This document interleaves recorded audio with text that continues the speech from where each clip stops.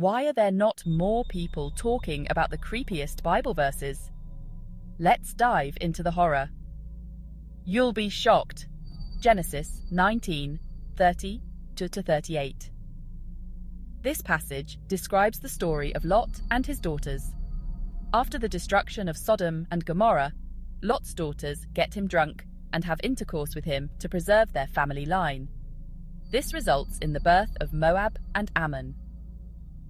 Genesis 22:1-19.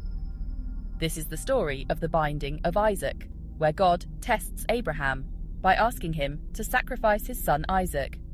Can you imagine the terror? Just as the knife is raised, an angel stops him. But could you live with that memory? Isaiah 13:16 is one of the most brutal.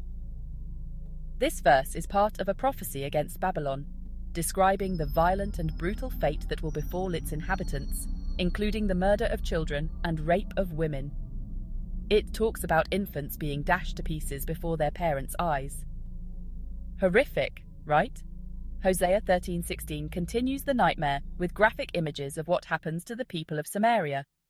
Similar to Isaiah, this verse prophesies the destruction of Samaria, including graphic descriptions of the violence that will occur, such as infants being dashed to pieces and pregnant women being ripped open.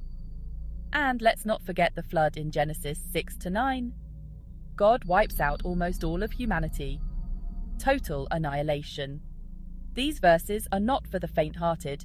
It's time to use these horror stories of our ancestors, this mind control political tools, exclusively to remind us what to never repeat. The only guidance they contain is move in the opposite direction of this, as far and fastest you can.